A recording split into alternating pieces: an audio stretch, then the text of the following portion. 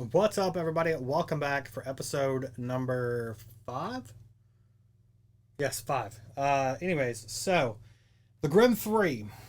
I'm a big fan of it already.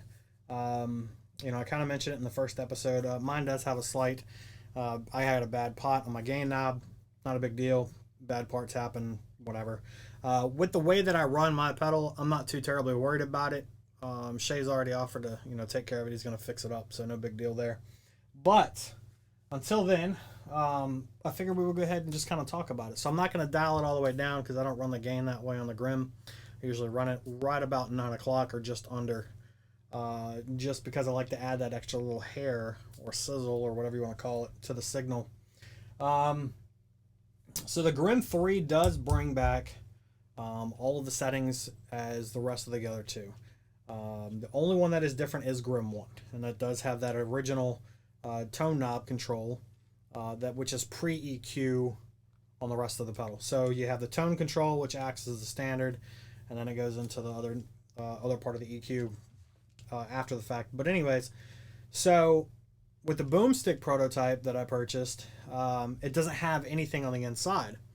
So internally, we are gaining, at least from the Boomstick, we're going back to the low pass filter. Our clipping is inside, our dry boost, and our impedance. Let's see, and I got some more notes here. Like I said, I've been trying to kind of keep up with all my crap. I know the impedance is by default going to be about 1 meg. At least that's where mine was set to. The level control, the standard volume, there is definitely more on tap with the Grim 3 than there is on the other ones, and that could be, I think there's an internal charge pump, to boost that voltage up internally. I think that might be part of the what's going on. But the inside LP, or the low pass filter, does kind of help out, especially if you want to smooth out that high end on the top. Let's see. So the bright control, and see, I always got confused for a long time. Thanks to Shay and Park over there at Park's Custom Pedals. They've kind of opened my eyes to how pedals really work, and I do a lot of questioning off of them. So kudos to you guys for sticking out with me and tolerating my nonsense. But so the bright control does adjust the peak or the contour of like the lower mids and the higher mids, depending upon the direction you're shifting it. So think of the bell shape. If you switch it, you're sliding it, that's kind of what your bite control does on the pedal. So for me, that was kind of eye-opening because that's not exactly what I thought it did. And then, of course, your gain is your standard gain on pretty much all of them. The tight control is a pre-gain control from the way I understand it. So, for example, as you tighten it up, it's pretty much how much you're cutting off before it hits that gain stage. Which does help kind of flub out or get rid of some of that flub from the pedal. And then, of course, your clean boost is only going to affect how much of that dry signal, or the dry boost is only going to affect how much of the dry signal you're passing through. Since I run all of mine at 100% wet, I dime out, all the way open on the blend knob. It doesn't really matter. So for me, the Boomstick was really good because of that. Then I had to have that extra knob to play with. It's a slimmed down version, essentially, of all of these, which I did like. So we'll go over the inside real quick. So this is Grim 3. This top blue potentiometer is going to be your low pass filter. Then you have your 2 dip switches. Then this one here is our, I think this is my dry boost. And then this is my impedance. And then, of course, our one in the corner here is going to be for the LED brightness. I've got the pedal dialed in, where it's been pretty much the whole series so far. So all I have to do is kind of push down. You can see right here, matter of fact, I will brighten that up. You guys see that? Yeah, there you go. All right, so that's going to be the indicator to tell when Grim 3 is on. All right, so we'll check out Grim 3 with the settings where they're at. The only thing I'm going to change is going to be the dip switches. Everything else I've got pretty much set where I think it sounds the best. And then we'll start comparing a little bit between all of them. We'll go from there. All right, here we go.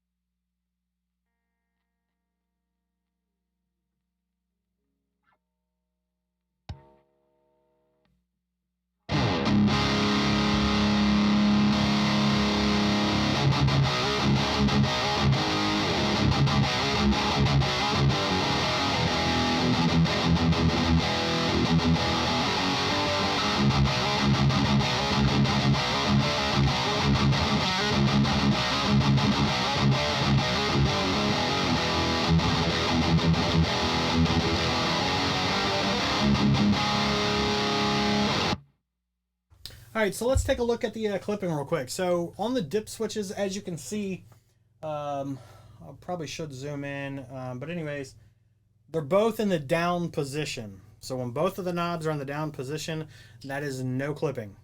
All right, so we have the left side being number 1 and the right side being number 2.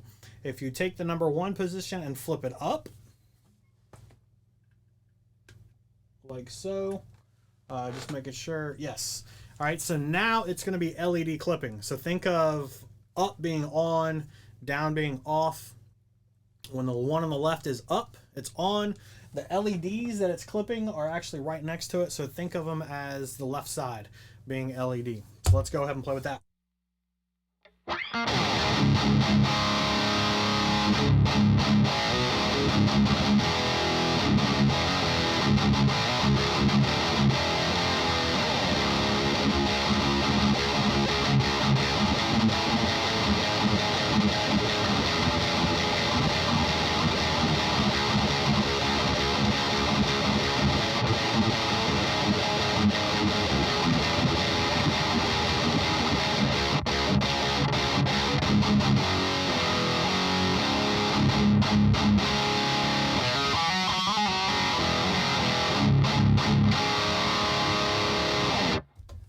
All right, so that was the LED clipping.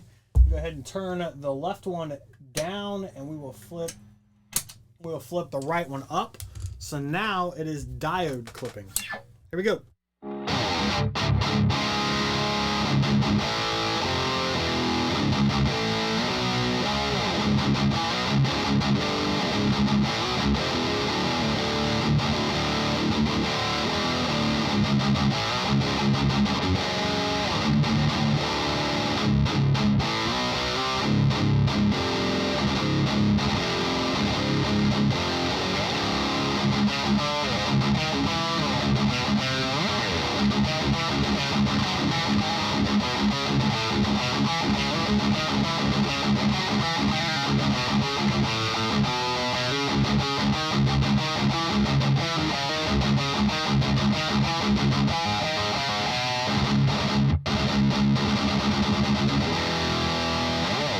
All right, so I asked a question because I'm pretty sure somebody might.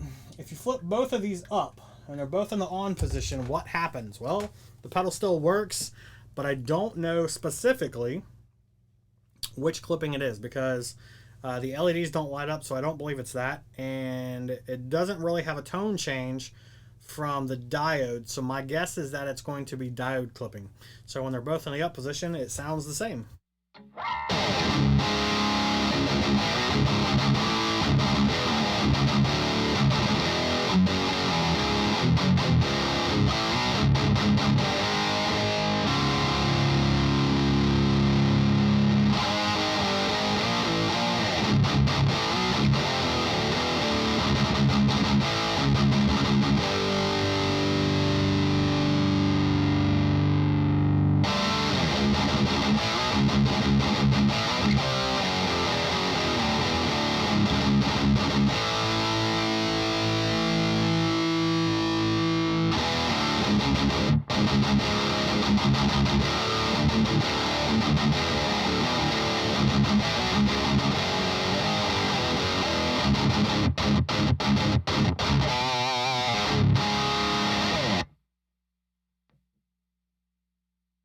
All right, so we're going to leave it on LED clipping. I'm going to make sure all the rest of these are set to the LED clipping.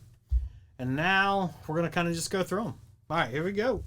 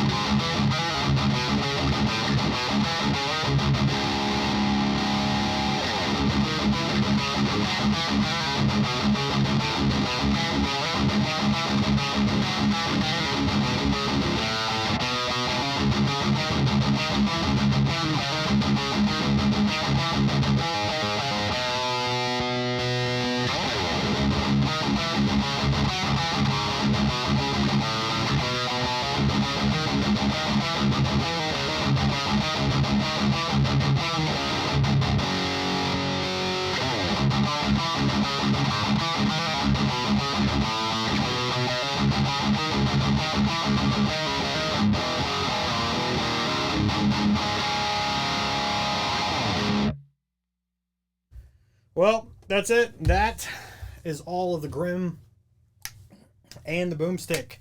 That's all of them. So I think the Grimm 3 is the winner for me. I think it has finally dethroned the Grimm V1, at least currently at this time. I got a lot of love for that pedal, I really do. And the Boomstick, when I got it, it really surprised me at how well it sounded. It was definitely kind of that perfect less is more for me. So I ran that one for a long time as well. But the Grimm 3 has a better tone to it, in my opinion. Of course, everybody's, tone is subjective. What sounds good to me is not going to sound good to everybody, and I'm okay with that, and I'm sure you guys are too. So I think overall the Grimm 3 is a phenomenal pedal. I don't know when pre-orders are going out. I think they're coming out soon, or have already started by the time this video comes out. So make sure you get on the pre-order list. And you know what? It's going to be a great pedal for you guys. So Shay knocked it out of the park. He really did. I don't know what else to say about it. It's a phenomenal pedal. Anyways, thanks for watching my stupid little series here. Tell me what you guys think overall, and And we'll see you in the next one.